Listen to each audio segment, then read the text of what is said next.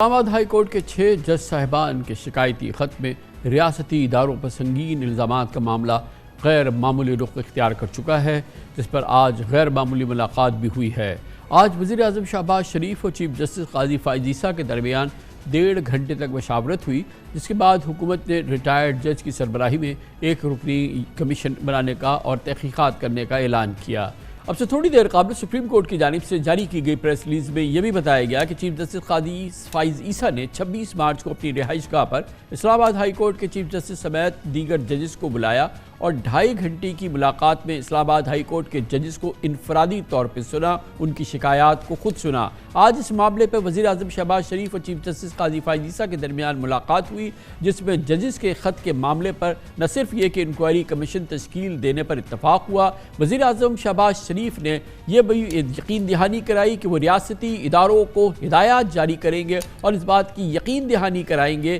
कि इस किस्म के मामलात इसके बाद ना हो और अदलिया की आज़ादी पर रियासती इदारे किसी सूरत से उनका कोई अमल दखल ना हो। इसके साथ ही ये फैसला हुआ है कि फैज़ाबाद धरना केस के फैसले की रोशनी में रियासती इदारों के हवाले से कानून साजी समेत अदलिया की आज़ादी को यकीनी बनाने का यकीनी बनाया जाएगा और फैज़ाबाद धरना केस के पैराग्राफ 53, जिसमें रियासती इदारों और ख़ास तौर पर इंटेलिजेंस एजेंसी के किरदार के बारे में एक मजबूत कानून साजी का तकाजा किया गया था, उस पर अमल किया जाएगा। चीफ जस्टिस काजी फ़ाइज़ ईसा की ख्वाहिश पर सुप्रीम कोर्ट में होने वाली मुलाकात में वज़ीर आज़म की मामलत वज़ीर कानून आज़म नज़ीर तारण और अटॉर्नी जनरल मंसूरा उस्मान आवान ने की, जबकि इस मौके पर सीनियर तरीन जज जनाब जस्टिस मंसूर अली शाह और रजिस्ट्रार सुप्रीम कोर्ट मोहतरमा जज़ीला असलम भी मौजूद थी। मीडिया से गुफ्तगू में वज़ीर कानून आज़म नज़ीर तारण का कहना था कि चीफ जस्टिस ने भी इंक्वायरी कमीशन पर रजामंदी जाहिर की है और उनका कहना था कि वफाकी काबीना से मंजूरी के बाद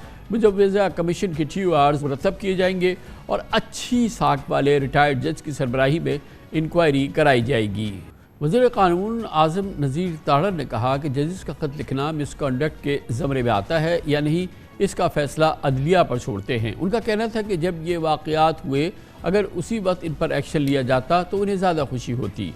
यकीनन पाकिस्तान के पेचीदा सियासी और आइनी मामलात कोई राज की बात नहीं, लेकिन इस्लामाबाद हाई कोर्ट के 6 जजेस के हसास इदारों पर इल्ज़ामात के बाद ऐसा लग रहा है कि जुडिशल सिस्टम खुद इंसाफ और एहतसाब का तकाजा कर रहा है। आज सीनियर कानूनदान एतजाज़ अहसन ने कहा कि इस्लामाबाद हाई कोर्ट के जजेस पिछले 1 साल से शिकायत कर रहे थे, लेकिन कोई सुनवाई नहीं हुई। उनका कहना था कि चीफ जस्टिस काजी फ़ाइज़ ईसा को चाहिए कि वो सुप्रीम कोर्ट के 11 या 13 जजेस पर मुश्तमिल तहक़ीक़ाती ट्रिब्यूनल बना दें।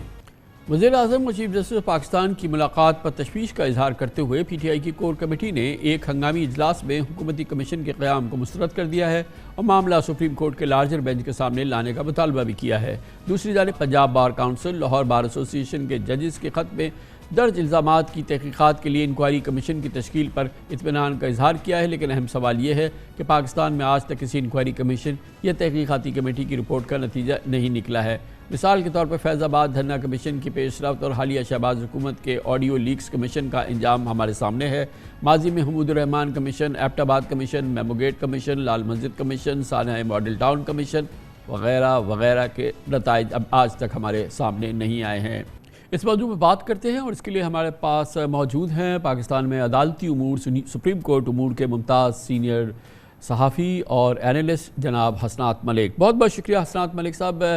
ये जो सिलसिला शुरू हुआ था इस्लामाबाद हाई कोर्ट के 6 जज साहिबान के शिकायत का और जो कि बहुत ही होशरुबा इल्ज़ामात उसमें थे, बहुत ही सीरियस इल्ज़ामात थे, उसका अब ऐसा लगता है कि ड्रॉप सीन हो गया है और बज़ाहिर ये लगता है कि अब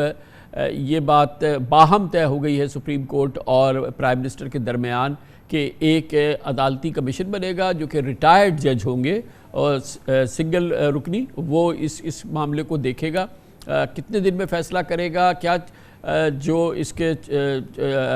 टर्म्स ऑफ रेफरेंस है वो अभी हुकूमत खुद तय करेगी। फिर उसके बाद ये तय हुआ है, जैसा कि इसमें कहा गया है, अभी जो सुप्रीम कोर्ट ऑफ पाकिस्तान से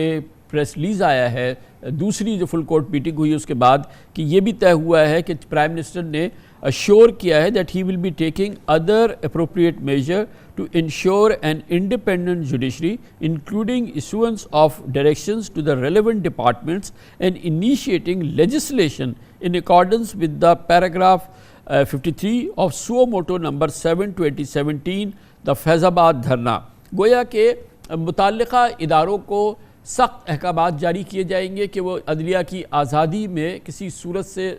दखल ना दें। दूसरी चीज़ ये कि कानून बनाया जाएगा इस हवाले से, और उसको वो कानून होगा वो जो कि फैज़ाबाद धरने में दिया था सुओ मोटो केस में, जस्टिस काजी फाइज ईसा का अपना है, उसका पैराग्राफ जो 53 है उस पर अमल किया जाएगा। तो ये मजबूरी तौर पे इसका हल निकाला गया इस पूरी सूरत हाल का। जी बिल्कुल कमरान साहब, ये जो आज स्टेटमेंट जारी हुई है, 2 दिन की जितने भी डेवलपमेंट हुई उसका बताया गया है कि सबसे पहले जो आज बात ये रिवील हुई है कि चीफ जस्टिस काजी फैज़ा ने 26 तारीख को अपनी रहायश पे इस्लामाबाद हाई कोर्ट के ये 6 जजेस और chief justice Islamabad high court को बुलाया था और फर्दन उनके जो भी उनकी शिकायत थी वो सुनी। उसके बाद जब ये लेटर लीक हो गया, फिर उसके बाद वो उनका है कि मेरी अटार्नी जनरल और लॉ मिनिस्टर से मुलाकात हुई, फिर सुप्रीम कोर्ट बार के सदर, पाकिस्तान बार कौंसिल के मेम्बरान से बात हुई, उसके बाद फुल कोर्ट की मीटिंग हुई और फुल कोर्ट में वो कह रहे हैं कि मेजॉरिटी मेम्बरान ने उनको इस बात का कहा कि ठीक है आप प्राइम मिनिस्टर से मिल सकते हैं। इसका मतलब है कि सारे जजेस इस चीज़ पे हामी नहीं थे कि उनकी मुलाकात जो है वो चीफ प्राइम मिनिस्टर जो है वो शहबाज शरीफ से हो। तो मेजॉरिटी ने उनको कहा कि मिलें, और जो मुलाकात में उन्होंने जो है वो बड़ा वाज़े कहा कि जी इंडिपेंडेंस ऑफ जुडिशरी पे कोई कंप्रोमाइज़ नहीं होगा, और वज़ीर-ए-आज़म ने भी कहा कि जी बिल्कुल आप ठीक कह रहे हैं, और